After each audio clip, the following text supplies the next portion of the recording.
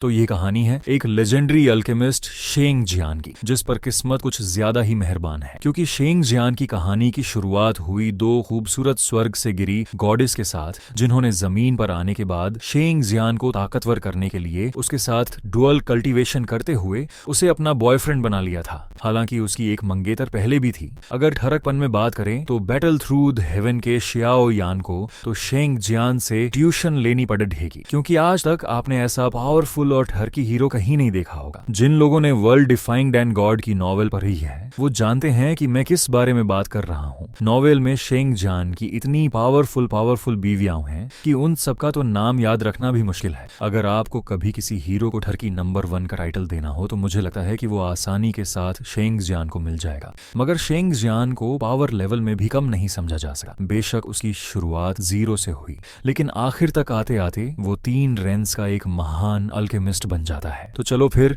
इस इंट्रो के साथ हमारे मासूम से ठरकी बनने वाले शेंग जियान की जर्नी को शुरू करते हैं। तो इस कहानी की शुरुआत डिवाइन रेनल से होती है, जहां पर हम देखते हैं कि कई सारे इविल गॉड्स यहां पर 2 एलिड वर्डिकियों को फॉलो कर रहे थे, और वो उन दोनों खूबसूरत गॉडेस से कह रहे थे कि सू, मियाओ और बाई यूवी, तुम दोनों ने 3 रेंस को खतरे में डाल दिया है। ये एक बहुत बड़ा गुनाह है, इसलिए हमें तुम्हें खत्म करना होगा। जिस पर सू मियाओ एक फॉर्मेशन क्रिएट करके उस पर काउंटर अटैक करते हुए कहती है कि मैं जानती हूँ कि तुम चाहते हो कि सब लोग तुम्हें पूजें, लेकिन ऐसा नहीं हो सका। इससे बेहतर तो हमें मौत ही आ जाए। ये कहते हुए वो दोनों गॉडेस उनके साथ फाइट बैक करने की कोशिश करती हैं, मगर यहाँ पर मौजूद गॉड्स की तादाद काफी ज्यादा हो चुकी थी, जिन्होंने चारों तरफ से इन दोनों को घेर लिया था। मगर मिस बाई यूवी और मिस सू मियाओ के पास यिन बैंग डिवाइन वेंस थे, जो कि इतना पावरफुल ट्रेजर है कि उसे ये सारे के सारे गॉड्स हासिल करना चाहते हैं। इन्हीं एक्सट्रीम यिन बैंग डिवाइन वेंस को हासिल करने के लिए ये सारे के सारे बहाने लगा रहे थे, और मिस सू मियाओ और बाई यूवी भी इस बात को अच्छे से जानती थी। इसलिए ये दोनों गुस्सा होते हुए अपनी यिन बैंग डिवाइन वेंस की पावर एक्टिवेट करके यहाँ पर एक बड़ा सा फॉर्मेशन क्रिएट कर देती हैं, जिसके अंदर से मिस सू मियाओ ने अपनी पावर का इस्तेमाल करते हुए छोटे छोटे कई सारे फिनिक्स बर्ड्स समन कर लिए थे,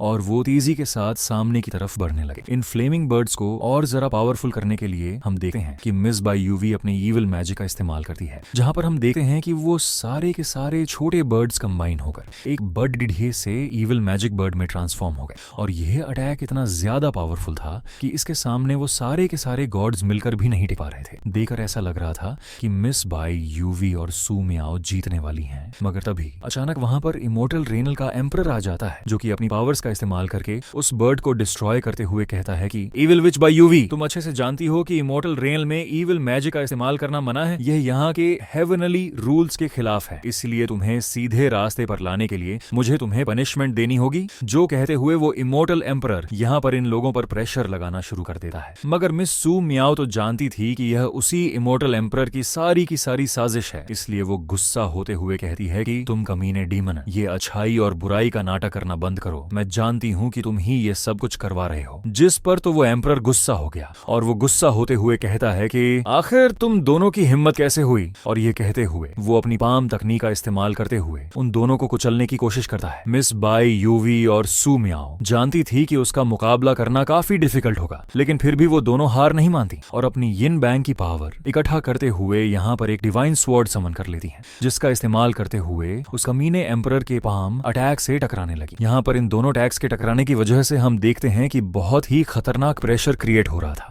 जिस प्रेशर के कारण आसपास के कई सारे गॉड्स जान से मारे जाते हैं। मिस सू मियाओ और बाई यूवी भी बुरी तरीके से इंजर्ड हो चुकी थीं। तभी अचानक वहां पर एक बहुत बड़ा ब्लास्ट हो गया, जिसके इफेक्ट के कारण हम देखते हैं कि वो कमीना एम्परर तो बुरी तरीके से घायल हो जाता है, जबकि दूसरी तरफ मिस सू मियाओ और बाई यूवी भी बुरी तरीके से इंजर्ड होकर बेहोश होते हुए नीचे एक वॉर्टेक्स में जा गिरी। जो वॉर्टेक्स इन दोनों को कहां लेकर जाएगा यह तो कोई नहीं जानता था। यहाँ तक कि वो कमीना एम्परर भी यहाँ पर अपने साथियों को ऑर्डर देते हुए कहता है कि चाहे तीनों रेंस को उलट पुलट क्यों ना करना पड़े, लेकिन फिर भी उन दोनों की तलाश करो। हर हाल में मुझे वो एक्सट्रीम यिन बैंग वेंस चाहिए। ये सुनकर उसके चमचे हाँ में जवाब देते हैं। इसके बाद सीन शिफ्ट होकर यहाँ मोर्टल रेनल में आ चुका था, जहां पर हम हमारे हीरो शेंग जियान को देखते हैं, जो कि धीरे धीरे क्लिफ में नीचे की तरफ जाता जा रहा है। पर चूंकि यहाँ पर बारिश भी हो रही थी, इसलिए पत्थर स्लिपरी हो गए थे, जिसकी वजह से हम देखते हैं कि शेंग जियान ऊपर से नीचे की तरफ गिरने वाला था। मगर वो फौरन ही वक्त रहते अपनी तलवार को बाहर की तरफ समन करके यहाँ उन चट्टानों में गार्ड डेच देता है, जिसकी वजह से शेंग जियान बच गया। शेंग जियान चैन की सांस लेते हुए नीचे की तरफ देखकर कहता है कि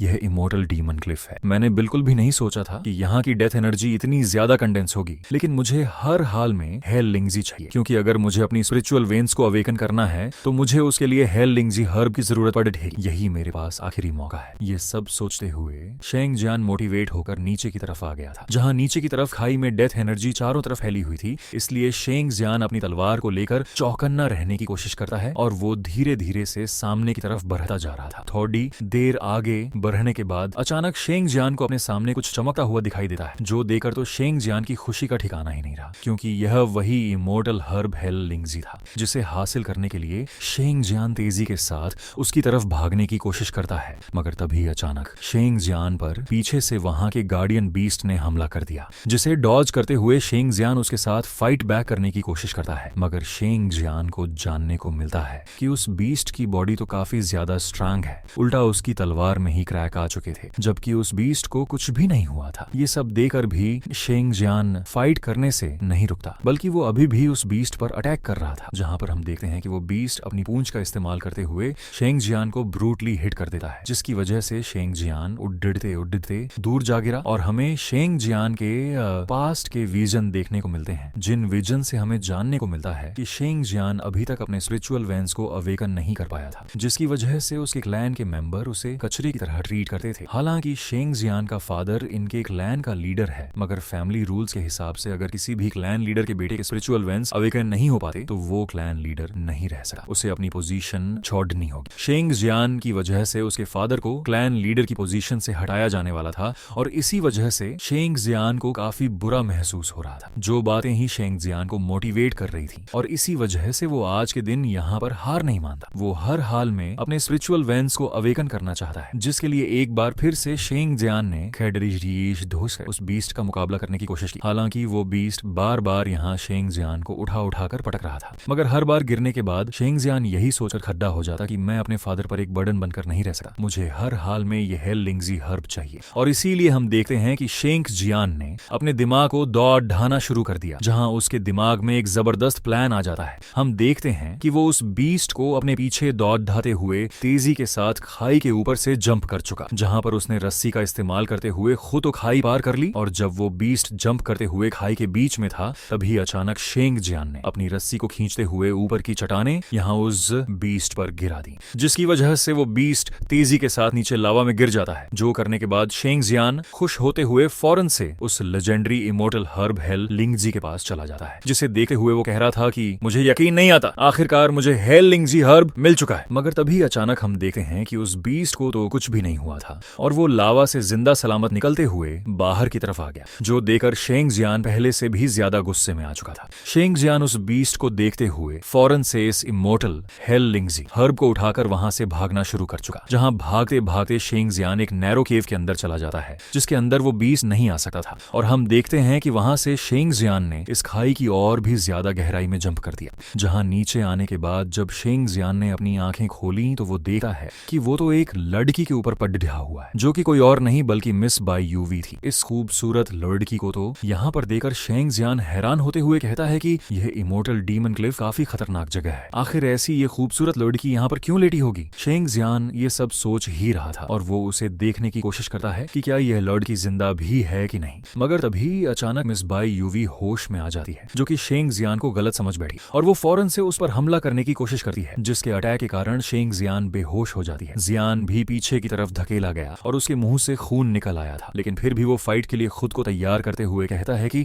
आखिर यह जेडलस लेरिडू और डचकी है कौन, इसकी स्पिरिचुअल पावर तो काफी खतरनाक है। दूसरी तरफ हम देखते हैं कि मिस बाई यूवी अपना सेकंड अटैक नहीं जनरेट कर पाती, क्योंकि वो बुरी तरीके से इंजर्ड थी, इसलिए वो रुक जाती है। शेंग जियान तो हैरान होकर सवाल करते हुए पूछ रहा था कि आखिर तुम हो कौन। तभी अचानक शेंग जियान को वहीं साइड पर मिस सुमियाओ भी दिखाई देती है, जिसकी हालत भी इंजर्ड होने की वजह से काफी ज्यादा खराब थी, और वो धीरे धीरे से शेंग जियान के पास आते हुए कह रही थी कि फिक्र मत करो लड़च के, हम कोई बुरे इंसान नहीं है। लेकिन मिस बाई यूवी गुस्सा होते हुए कहती है कि फिर भी तुम जैसे एक ईडे को कुछ चलना हमारे लिए ज्यादा मुश्किल काम नहीं। ये सुनकर मिस सू मियाओ यहाँ पर बाई यूवी को शांत कराते हुए कहती है कि शांत हो जाओ सिस्टर, हाँ पहले हम इससे पूछ लेते हैं कि आखिर यह अपनी सफाई में क्या कहना चाहता है। ये सुनकर तो शेंग जियान फौरन इन लोगों से खुद को इंट्रोड्यूस करवाते हुए कहता है कि मैं हूँ शेंग जियान, मैं यहाँ पर कुछ हर्ब्स इकट्ठा करने के लिए आया हुआ था और ऊपर से आप लोगों पर आ गिरा। मैं आप दोनों से माफी चाहता हूँ अगर मेरी वजह से आप दोनों को कुछ भी बुरा लगा हो। शेंग जियान की ये बातें सुनकर मिस सू मियाओ समझ गई थी कि वो सच कह रहा है, इसलिए वो खुद को भी इंट्रोड्यूस करवाते हुए कहती है कि मेरा नाम है सू मियाओ, लोग मुझे प्यार से मिमी कहकर पुकारते हैं। यहाँ पर हम देखते हैं कि मिस सू मियाओ तो काफी ज्यादा पोलाइट थी और दूसरी तरफ बाई यूवी एटीट्यूड वाली है। वो यहाँ पर शेंग जियान को जवाब देते हुए कहती है कि मैं हूँ बाई यूवी, इससे ज्यादा वो एक लफ्ज भी नहीं बोलती। यहाँ पर शेंग जियान भी इन लोगों की ये सारी बातें सुनने के बाद अब यहाँ से जाने लगा था। तभी अचानक मिस सू मियाओ की नजर यहाँ शेंग जियान के स्टोरेज बैग पर